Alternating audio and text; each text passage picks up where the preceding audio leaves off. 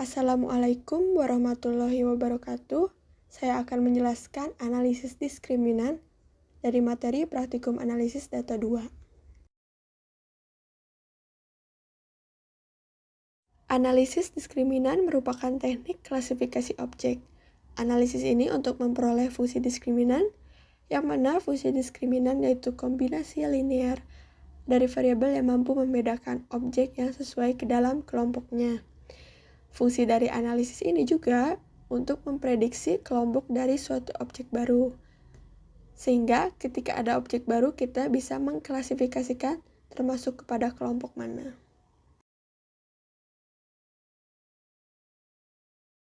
Antara analisis diskriminan dengan analisis regresi linear itu hampir mirip. Namun perbedaannya, jika analisis diskriminan, variabel dependennya berupa kategorik, variabel independennya harus berdistribusi normal dan homoskedastisitas. Sedangkan analisis regresi linear, variabel dependennya berupa kontinu dan variabel dependennya harus berdistribusi normal dan homoskedastisitas. Selanjutnya untuk fungsi diskriminan linear yaitu YI sama dengan beta 0 ditambah beta 1x1 ditambah beta 2x2 sampai dengan beta k xk. Untuk YI-nya itu adalah variabel dummy, betanya itu koefisien diskriminan atau bobot, dan X-nya itu variabel independen. Dalam analisis diskriminan, terdapat asumsi yang harus kita penuhi. Yang pertama, variabel independen berdistribusi normal multivariat. Jika asumsi ini tidak terpenuhi, maka gunakan analisis diskriminan Fisher. Yang kedua, matriks varian kovarian dalam setiap kelompok harus sama. Jika asumsi ini tidak terpenuhi, maka gunakan analisis diskriminan kuadratik. Jika kedua asumsi tidak terpenuhi, maka gunakan analisis diskriminan non-parametrik. Tahapan dalam melakukan analisis diskriminan yaitu yang pertama, menentukan variabel dependen dan independen. Kemudian melakukan eksplorasi data, melakukan pengujian asumsi, memodelkan dan melakukan interpretasi fungsi diskriminan, menguji ketepatan klasifikasi dari fungsi diskriminan. Sekarang kita akan lakukan analisis diskriminan menggunakan RStudio dengan data Salmon pada slide berikutnya. Pada awalnya data Salmon tersaji seperti berikut. Terdapat dua kolom Alaska dan Kanada dengan masing-masing memiliki jenis kelamin air tawar dan air laut. Namun, dengan penggunaan Microsoft Excel, penyajian data diubah menjadi disatukan dengan penambahan kolom untuk membedakan Alaska dan Kanada. Sintaks RStudio untuk analisis diskriminan, yang pertama kita harus import data terlebih dahulu. Karena sebelumnya menggunakan Excel, maka kita harus mengimportnya dari Excel juga, library readXL dan readXL. Kemudian, kita harus mengecek dulu apakah data yang kita maksud itu benar dengan view Salmon. str Salmon itu adalah untuk mengecek apakah jenis datanya sudah sesuai. Jika belum, kita bisa menggunakan s.vector atau s.integer untuk mengubah jenis datanya.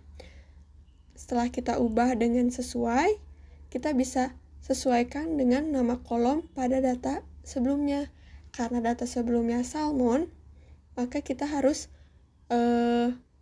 mengubah isinya menjadi sal, yaitu yang sudah kita ubah jenis datanya. Seperti itu. Kemudian kita harus print data untuk memastikan data yang kita gunakan itu sudah benar. Kemudian plot data dan ggplot untuk melihat pengklasifikasian data sebelumnya. Dengan sintaks sebagai berikut. Jangan lupa disesuaikan dengan data yang kita akan gunakan. Selanjutnya kita harus uji normalitas. Pada sintaks ini terdapat 4 jenis uji normalitas. Yang pertama ada Mardia test, Hens-Zirkler test, Royston test, dan Shapiro test. Jangan lupa juga kita harus menginstal package-nya, MVN dan MV Shapiro test, supaya sintaksnya dapat terang. Kemudian kita juga harus uji homogenitas. Pada sintaks ini menggunakan Bartlett test. Selanjutnya, kita harus eksplorasi grafik analisis diskriminant linear dengan install package KLAR terlebih dahulu. Dan dilanjutkan dengan sintaks seperti berikut. Selanjutnya, untuk fungsi diskriminant linear, kita harus panggil terlebih dahulu library MASS. Jika belum diinstal package, maka kita harus install package terlebih dahulu. Kemudian kita masukkan sintaksnya untuk menghasilkan fungsi diskriminant linear. Setelah itu kita bisa memprediksi jika terdapat nilai pengamatan yang baru. Terus ada ukuran klasifikasi juga. Kemudian kita dapat memprediksi kelompok dengan Fisher. Kemudian terdapat sintaks untuk akurasi prediksi dengan jackknife. Kemudian penilaian akurasi prediksi untuk mengetahui persentase kesalahan klasifikasi keanggotaan. Kemudian ada total persentase ketepatan keanggotaan. Kemudian ada histogram dan plot densitas status kelompok awal. Dan ada histogram dan plot densitas status kelompok prediksi. Jangan lupa juga, jika kita menggunakan data yang lain, kita harus menyesuaikan dengan data yang kita miliki. Setelah kita menjalankan sintaks-sintaks sebelumnya, kita memperoleh dua plot. Yang kiri kita bisa lihat untuk ikan salmon Alaska ditandai dengan bulat merah, dan ikan salmon Kanada ditandai dengan bulat biru. Untuk partition plot juga ditandai dengan A itu Alaska dan K itu Kanada. Berdasarkan plot tersebut, terlihat bahwa diameter pertumbuhan ikan salmon di air tawar dari Alaska cenderung lebih kecil dibandingkan dari Kanada. Sedangkan diameter pertumbuhan ikan salmon di air laut dari Kanada cenderung lebih kecil dibandingkan dari Alaska. Dari sintaks R yang sebelumnya telah kita jalankan juga menghasilkan kiki plot yang dapat kita lihat sebagai acuan uji normalitas. Berdasarkan kiki plot tersebut, terlihat bahwa nilai pengamatan berada di sekitaran garis pusat atau disebut memiliki pola yang linear, sehingga diketahui bahwa data salmon menyebar normal multivariat. Namun, karena pengamatan secara visual bisa saja subjektif, maka diperlukan pengujian agar memperoleh hasil yang lebih valid. Untuk membuat uji normalitas lebih valid lagi, maka kita lakukan pengujian hipotesis sebagai berikut. Statistik ujinya diperoleh dari sintaks sebelumnya yang menghasilkan p-value dari Mardia test, Heinz-Zirkler, Royston, dan Shapiro-Wilk. Kriteria ujinya berdasarkan Mardia test, Heinz-Zirkler, dan Shapiro-Wilk test diperoleh p-value lebih besar dari alfa. Alfa yang kita gunakan saat ini yaitu 5%. Maka terima H0. Kesimpulannya, data salmon menyebar normal multivariat. Pengujian asumsi selanjutnya yaitu uji homogenitas. Jika ukuran contoh antar kelompok sama, biasanya pengujian kehomogenan matriks varian kovarian bukan sebuah masalah. Tetapi jika ukuran contoh antar kelompok tidak sama, kita butuh untuk menguji kehomogenan matriks varian kovarian. Fungsi diskriminan kuadratik tidak mengasumsikan homogenitas matriks varian kovarian. Selanjutnya, untuk pengujian hipotesisnya bisa dilihat, dan statistik ujinya berdasarkan sintaks area yang telah kita run juga diperoleh Bartlett test dengan p-value 0,6095. Maka berdasarkan Bartlett test tersebut diperoleh p-value lebih besar dari alfa dikarenakan kita menggunakan alfa sebesar 5%. Maka terima H0. Kesimpulannya, terdapat kehomogenan matriks varian kovarian pada kedua populasi. Kemudian setelah kita run sintaks R-nya juga, diperoleh fungsi diskriminan linear pada coefficients of linear discriminants dengan tawar 0,04458572 dan laut negatif 0,01803856, sehingga diperoleh suatu fungsi diskriminan linear yaitu salmon sama dengan 0,0446 tawar dikurangi 0,01804 laut. Untuk prediksinya, pada kasus ini saya menghitung ketika air tawar 103 dan air lautnya sebesar 405. Dan diperoleh ikan salmon tersebut diprediksi masuk ke dalam kelompok 1 Alaska. Hal ini juga dapat dilihat dari nilai probabilitas Alaska yang lebih besar dibandingkan Kanada, yaitu pada Alaska 0,9065202, sedangkan Kanada 0,0934793. Setelah kita melakukan ukuran klasifikasi melalui sintaks RStudio sebelumnya, diperoleh jika Y Alaska lebih besar dari Y Kanada, maka X dikelompokkan ke populasi 1 atau Alaska.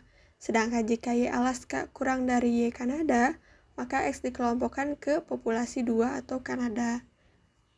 Dilihat dari nomor urut 1 juga, terlihat bahwa nilai Kanada lebih besar daripada Alaska, maka nomor 1 dikelompokkan ke populasi Kanada. Sedangkan nomor 3, karena nilai Alaskanya lebih besar daripada nilai Kanada, maka nomor 3 dikelompokkan ke populasi Alaska. Setelah melakukan prediksi kelompok Fisher juga diperoleh nilai fungsi diskriminan linear dan prediksi kelompok yang seharusnya. Seperti pada ikan salmon nomor urut 1, sebelumnya termasuk pada kelompok Alaska. Namun dengan prediksi Fisher, seharusnya ikan salmon nomor urut 1 tersebut termasuk ke dalam kelompok Kanada. Setelah menghitung akurasi prediksi Jackknife, berdasarkan hasil tersebut diperoleh bahwa ikan salmon Alaska yang telah benar pengklasifikasiannya ada sebanyak 44 ikan salmon, sedangkan ikan salmon Alaska yang seharusnya berada pada kelompok Kanada ada sebanyak 6 ikan salmon, dan ikan salmon Kanada yang telah benar pengklasifikasiannya ada sebanyak 49 ikan salmon, sedangkan ikan salmon Kanada yang seharusnya berada pada kelompok Alaska ada sebanyak 1 ikan salmon. Untuk persentase kesalahan klasifikasi keanggotaan, diperoleh Alaska sebesar 0,12 dan Kanada 0,02. Berdasarkan hasil tersebut, maka persentase kesalahan ikan salmon kelompok Alaska yang diklasifikasikan ke dalam kelompok Kanada ada sebesar 0,12 atau 12%. Sedangkan persentase kesalahan ikan salmon kelompok Kanada yang diklasifikasikan ke dalam kelompok Alaska ada sebesar 0,02 atau 2%. Selanjutnya, untuk total persentase ketepatan anggota diperoleh sebesar 0,93. Artinya, total persentase ketepatan anggota adalah sebesar 0,93 atau 93%, dan total persentase kesalahan anggota diperoleh sebesar 0,7 atau 7%.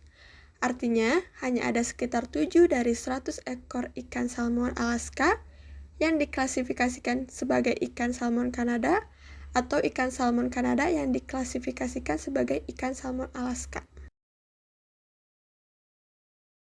Pada sintaks R juga kita membuat histogram dan plot densitas observasi status kelompok awal dan kelompok prediksi. Pada yang kelompok awal, terdapat beberapa bagian di tiap kelompok yang sejajar atau beririsan pada grafik yang sama. Sedangkan pada kelompok prediksi, terlihat bahwa fungsi diskriminan mampu memisahkan anggota kelompok dengan jelas. Sekian penjelasan analisis diskriminan dari saya. Mohon maaf bila masih banyak kekurangan. Wassalamualaikum warahmatullahi wabarakatuh.